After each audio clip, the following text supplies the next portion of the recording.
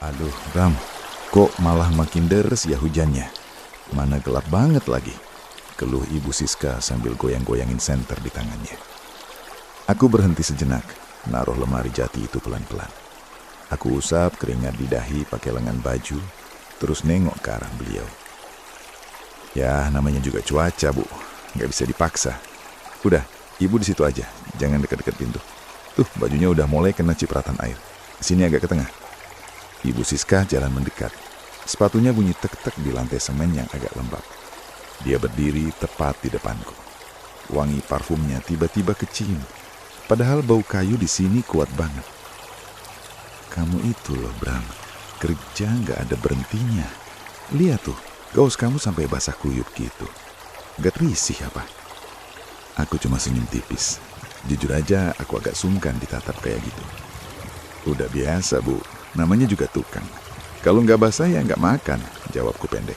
Tiba-tiba tangannya yang halus itu naik ke dadaku. Nyeka keringat pakai sapu tangan kecilnya. Aku sempat kaget, refleks mau mundur, tapi kakiku malah diam di tempat. Ibu, jangan. Kotor itu, nanti sapu tangan ibu malah rusak kena noda kayu. Sayang kan? Ibu Siska nggak dengerin. Dia malah makin pelan ngelap keringat di leherku. Matanya yang ngeliatin aku terus, dalam banget. Diam deh, Bram. Ibu nggak sayang sama sapu tangannya. Ibu lebih kasihan lihat kamu capek begini. Udah, nurut aja kenapa sih? Sini, biarin ibu beresin sebentar. Aku narik napas dalam. Di tengah suara hujan yang berisik ini, aku bisa dengar suara napas dia yang juga mulai nggak beraturan. Aku pegang pelan pergelangan tangannya. Niatnya mau nyuruh berhenti, tapi malah tangannya aku genggam lama. Ibu, kalau begini terus, saya yang susah, Bu. Udah ya, kita duduk dulu aja di sana. Bahaya kalau kelamaan berdiri sedekat ini. Duh, Bram. Kaki ibu kok tiba-tiba lemas ya? Mungkin karena dingin. Mana lantainya lembab begini? Keluh Ibu Siska sambil sedikit berpegangan pada lenganku. Aku cepat-cepat menuntunnya ke tumpukan papan kayu jati yang sudah dialasi kain terpal tebal. Aku biarkan dia duduk di sana supaya lebih hangat. Aku jongkok di depannya, memastikan dia baik-baik saja. Ibu, kenapa? Ada apa ini? Kok mukanya merah gitu? Ibu sepertinya lagi terbawa suasana hujan ya? Ibu Siska langsung memalingkan wajahnya. Dia tersimpuh malu, jari-jarinya memainkan ujung sapu tangannya dengan gelisah. Aduh, Mas Bram, ini apaan sih? Nggak tahu ah. Ibu jadi bingung sendiri mau ngomong apa. Ibu Siska langsung buang muka. Tangannya sibuk ngerapiin koknya. Kelihatan banget dia lagi salah tingkah. Aku senyum tipis. Sebagai laki-laki, aku tahu maksudnya.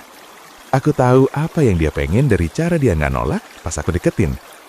Aku beraniin diri buat ngerespon, karena aku juga ngerasa nyaman.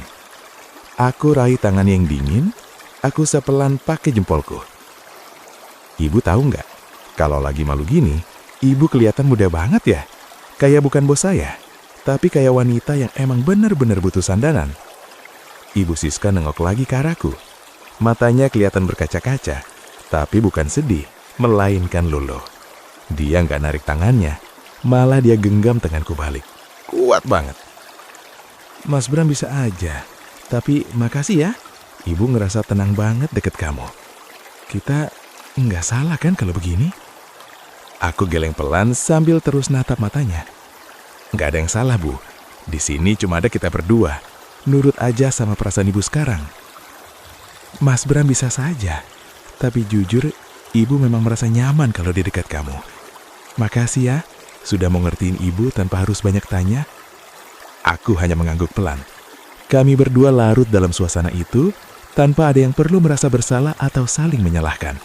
Di antara bau kayu dan suara hujan, rahasia ini mulai tumbuh dengan sendirinya.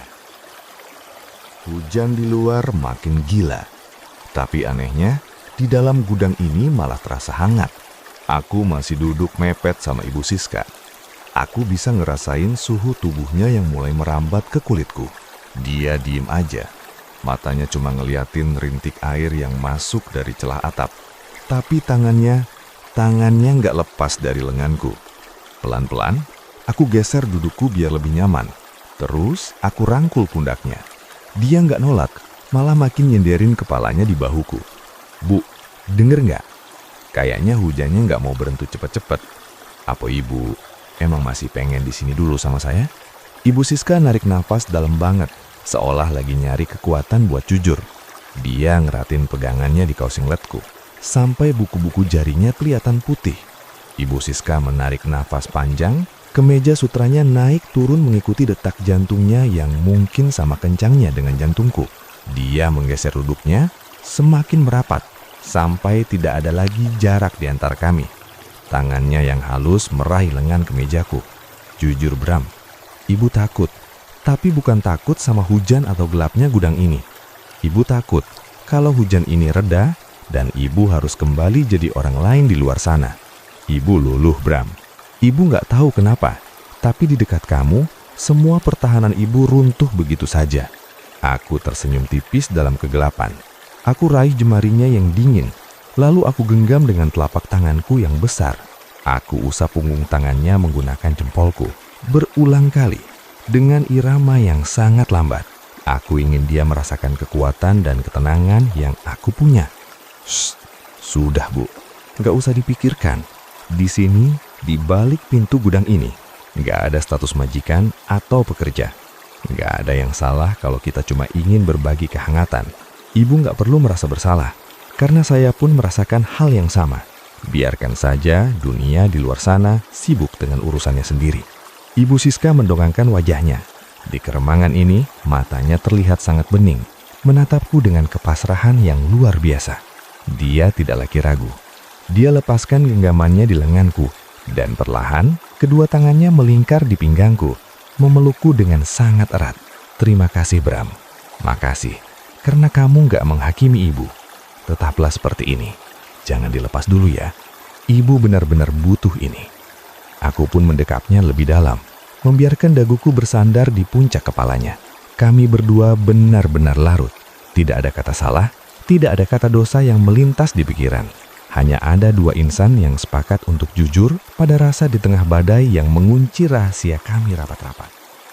Dekapan Ibu Siska di pinggangku semakin erat, seolah dia tidak ingin ada udara sedikit pun yang membatasi jarak kami. Aku bisa merasakan napasnya yang hangat menerpa leherku, menciptakan getaran yang sulit untuk aku jelaskan. Aku perlahan mengangkat tanganku, mengusap punggungnya dengan gerakan yang sangat luas dan menenangkan. Aku tidak terburu-buru. Aku menikmati setiap detik keberadaannya di pelukanku. "Bu, ibu sudah merasa lebih tenang sekarang. Napas ibu sudah nggak secepat tadi. Nyaman kan kalau kita cuma jujur sama perasaan kita sendiri tanpa perlu peduli dunia luar." Ibu Siska sedikit melonggarkan pelukannya, tapi tidak menjauh. Dia mendongak menatapku dengan tatapan yang sangat dalam dan penuh kekaguman. Jemarinya yang halus perlahan menyentuh rahangku, mengusapnya dengan sangat lembut. Kamu pintar banget ya Mas Bram. Pintar buat ibu merasa tenang, pintar buat ibu merasa dihargai, dan pintar buat ibu gak bisa lepas dari suasana ini. Ibu gak pernah menyangka, di balik sosok kamu yang pendiam ini, kamu bisa sehangat ini. Aku tersenyum tipis, sebuah senyuman yang syarat akan makna laki-laki dewasa. Aku raih tangannya yang ada di wajahku, lalu aku kecup telapak tangannya dengan sangat sopan namun penuh perasaan. Saya nggak pintar apa-apa, Bu. Saya cuma laki-laki yang tahu kapan harus menjaga wanita yang sedang butuh sandaran. Kalau ibu merasa nyaman, itu karena ibu memang pantas mendapatkannya. Nurut aja terus sama kata hati ibu malam ini. Jangan ada beban. Ibu Siska kembali menyandarkan keningnya di dadaku, memejamkan matanya dengan rapat. Dia benar-benar sudah hanyut. "Iya Mas, ibu nurut. Jangan berhenti ya. Tetaplah jadi Mas Bram yang seperti ini. Ibu benar-benar sudah luluh sama kamu." Kami kembali terdiam dalam dekapan yang semakin dalam. Di tengah tumpukan kayu jati dan sisa rintik hujan, rahasia ini sudah bukan lagi beban bagi kami. Kami berdua sudah sepakat untuk membiarkan perasaan ini mengalir begitu saja, tanpa saling menyalahkan. Waktu seolah tidak terasa. Sudah hampir 1 jam kami terjebak dalam kehangatan yang sama sekali tidak kami rencanakan. Aku melirik jam di pergelangan tanganku, lalu perlahan merenggangkan pelukanku. Ibu Siska tampak berat untuk melepaskan sandarannya. Dia masih memegang ujung kaosku soal ingin menahan waktu sedikit lebih lama lagi. Aku mengusap pipinya yang masih terasa hangat dengan punggung jariku. Menatap matanya yang kini terlihat jauh lebih damai. Bu, kita pulang dulu yuk.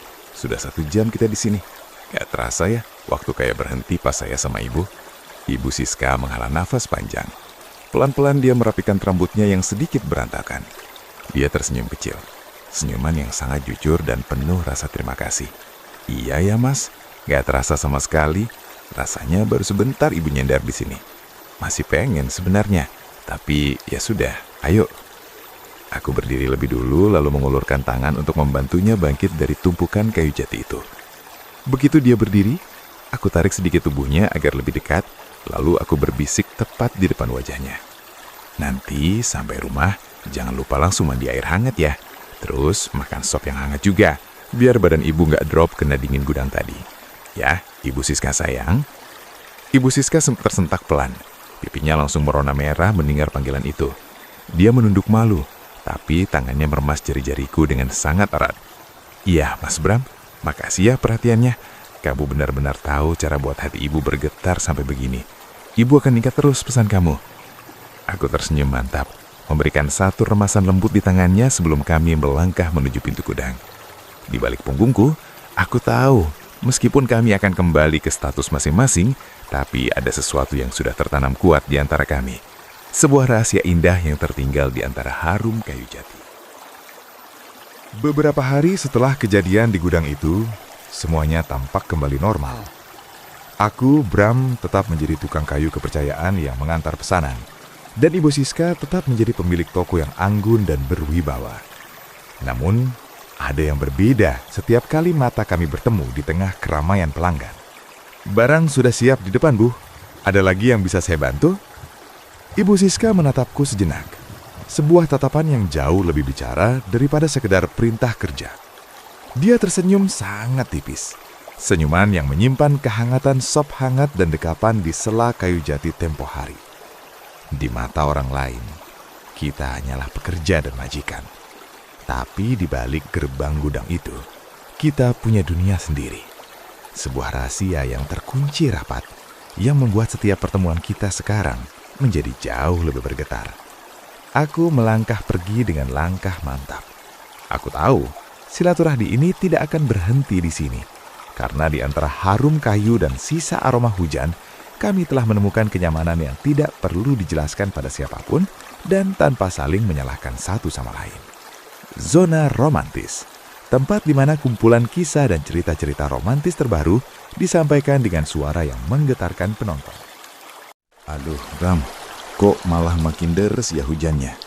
Mana gelap banget lagi. Keluh Ibu Siska sambil goyang-goyangin senter di tangannya. Aku berhenti sejenak, naruh lemari jati itu pelan-pelan. Aku usap keringat di dahi pakai lengan baju, terus nengok ke arah beliau. Ya, namanya juga cuaca, Bu. Nggak bisa dipaksa. Udah, Ibu di situ aja, jangan dekat-dekat pintu. Tuh, bajunya udah mulai kena cipratan air. Sini agak ke tengah. Ibu Siska jalan mendekat. Sepatunya bunyi tek-tek di lantai semen yang agak lembab. Dia berdiri tepat di depanku. Wangi parfumnya tiba-tiba kecium. Padahal bau kayu di sini kuat banget. Kamu itu loh, Bram. Kerja nggak ada berhentinya. Lihat tuh, gaus kamu sampai basah kuyup gitu. Gak risih apa? Aku cuma senyum tipis. Jujur aja aku agak sungkan ditatap kayak gitu. Udah biasa, Bu. Namanya juga tukang. Kalau nggak basah ya nggak makan, jawabku pendek. Tiba-tiba, tangannya yang halus itu naik ke dadaku. Nyeka keringat pakai sapu tangan kecilnya. Aku sempat kaget, refleks mau mundur, tapi kakiku malah diam di tempat. Ibu, jangan. Kotor itu, nanti sapu tangan ibu malah rusak kena noda kayu. Sayang kan? Ibu Siska nggak dengerin. Dia malah makin pelan ngelap keringat di leherku. Matanya ngeliatin aku terus, dalam banget. Diam deh, Bram. Ibu nggak sayang sama sapu tangannya. Ibu lebih kasihan lihat kamu capek begini. Udah, nurut aja kenapa sih? Sini, biarin ibu beresin sebentar. Aku narik napas dalam. Di tengah suara hujan yang berisik ini, aku bisa dengar suara napas dia yang juga mulai nggak beraturan. Aku pegang pelan pergelangan tangannya. Niatnya mau nyuruh berhenti, tapi malah tangannya aku genggam lama. Ibu, kalau begini terus, saya yang susah, Bu. Udah ya, kita duduk dulu aja di sana. Bahaya kalau kelamaan berdiri sedekat ini. Duh, Bram. Kaki ibu kok tiba-tiba lemas ya? Mungkin karena dingin. Mana lantainya lembab begini? Keluh Ibu Siska sambil sedikit berpegangan pada lenganku. Aku cepat-cepat menuntunnya ke tumpukan papan kayu jati yang sudah dialasi kain terpal tebal. Aku biarkan dia duduk di sana supaya lebih hangat. Aku jongkok di depannya, memastikan dia baik-baik saja. Ibu, kenapa? Ada apa ini? Kok mukanya merah gitu? Ibu sepertinya lagi terbawa suasana hujan ya? Ibu Siska langsung memalingkan wajahnya. Dia tersimpuh malu, jari-jarinya memainkan ujung sapu tangannya dengan gelisah. Aduh, Mas Bram, ini apaan sih? Nggak tahu ah. Ibu jadi bingung sendiri mau ngomong apa. Ibu Siska langsung buang muka. Tangannya sibuk ngerapiin koknya. Kelihatan banget dia lagi salah tingkah. Aku senyum tipis. Sebagai laki-laki, aku tahu maksudnya. Aku tahu apa yang dia pengen dari cara dia nggak nolak pas aku deketin. Aku beraniin diri buat ngerespon, karena aku juga ngerasa nyaman. Aku raih tangan yang dingin, aku sepelan pakai jempolku. Ibu tahu nggak, kalau lagi malu gini, ibu kelihatan muda banget ya. Kayak bukan bos saya, tapi kayak wanita yang emang bener-bener butuh sandanan. Ibu Siska nengok lagi ke arahku. Matanya kelihatan berkaca-kaca, tapi bukan sedih, melainkan luluh. Dia nggak narik tangannya, malah dia genggam tanganku balik. Kuat banget. Mas Bram bisa aja, tapi makasih ya. Ibu ngerasa tenang banget deket kamu. Kita nggak salah kan kalau begini? Aku geleng pelan sambil terus natap matanya. Nggak ada yang salah, Bu. Di sini cuma ada kita berdua. Nurut aja sama perasaan ibu sekarang. Mas Bram bisa saja, tapi jujur, ibu memang merasa nyaman kalau di dekat kamu. Makasih ya, sudah mau ngertiin ibu tanpa harus banyak tanya. Aku hanya mengangguk pelan. Kami berdua larut dalam suasana itu, tanpa ada yang perlu merasa bersalah atau saling menyalahkan. Di antara bau kayu dan suara hujan, rahasia ini mulai tumbuh dengan sendirinya. Hujan di luar makin gila. Tapi anehnya, di dalam gudang ini malah terasa hangat. Aku masih duduk mepet sama Ibu Siska. Aku bisa ngerasain suhu tubuhnya yang mulai merambat ke kulitku. Dia diem aja. Matanya cuma ngeliatin rintik air yang masuk dari celah atap. Tapi tangannya nggak lepas dari lenganku. Pelan-pelan, aku geser dudukku biar lebih nyaman. Terus, aku rangkul pundaknya. Dia nggak nolak, malah makin nyenderin kepalanya di bahuku. Bu, denger nggak? Kayaknya hujannya nggak mau berhenti cepet-cepet. Apa ibu emang masih pengen di sini dulu sama saya? Ibu Siska narik nafas dalam banget, seolah lagi nyari kekuatan buat jujur. Dia ngeratin pegangannya di kaos singletku, sampai buku-buku jarinya kelihatan putih. Ibu Siska menarik nafas panjang, kemeja sutranya naik turun mengikuti detak jantungnya yang mungkin sama kencangnya dengan jantungku.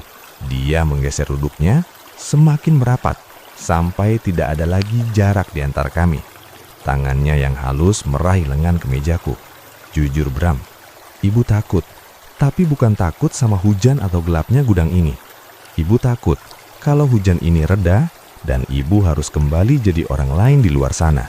Ibu luluh Bram. Ibu nggak tahu kenapa, tapi di dekat kamu, semua pertahanan ibu runtuh begitu saja. Aku tersenyum tipis dalam kegelapan. Aku raih jemarinya yang dingin, lalu aku genggam dengan telapak tanganku yang besar. Aku usap punggung tangannya menggunakan jempolku, berulang kali, dengan irama yang sangat lambat. Aku ingin dia merasakan kekuatan dan ketenangan yang aku punya. Shh, sudah Bu, nggak usah dipikirkan. Di sini, di balik pintu gudang ini, nggak ada status majikan atau pekerja. Nggak ada yang salah kalau kita cuma ingin berbagi kehangatan. Ibu nggak perlu merasa bersalah, karena saya pun merasakan hal yang sama. Biarkan saja dunia di luar sana sibuk dengan urusannya sendiri. Ibu Siska mendongangkan wajahnya. Di keremangan ini, matanya terlihat sangat bening, menatapku dengan kepasrahan yang luar biasa. Dia tidak lagi ragu. Dia lepaskan genggamannya di lenganku, Dan perlahan, kedua tangannya melingkar di pinggangku, memelukku dengan sangat erat. Terima kasih Bram, makasih, karena kamu gak menghakimi ibu. Tetaplah seperti ini, jangan dilepas dulu ya. Ibu benar-benar butuh ini. Aku pun mendekapnya lebih dalam, membiarkan daguku bersandar di puncak kepalanya. Kami berdua benar-benar larut. Tidak ada kata salah, tidak ada kata dosa yang melintas di pikiran. Hanya ada dua insan yang sepakat untuk jujur pada rasa di tengah badai yang mengunci rahasia kami rapat-rapat. Dekapan Ibu Siska di pinggangku semakin erat, seolah dia tidak ingin ada udara sedikit pun yang membatasi jarak kami. Aku bisa merasakan napasnya yang hangat menerpa leherku, menciptakan getaran yang sulit untuk aku jelaskan. Aku perlahan mengangkat tanganku, mengusap punggungnya dengan gerakan yang sangat luas dan menenangkan. Aku tidak terburu-buru. Aku menikmati setiap detik keberadaannya di pelukanku. Bu, ibu sudah merasa lebih tenang sekarang. Napas ibu sudah nggak secepat tadi. Nyaman kan kalau kita cuma jujur sama perasaan kita sendiri tanpa perlu peduli dunia luar.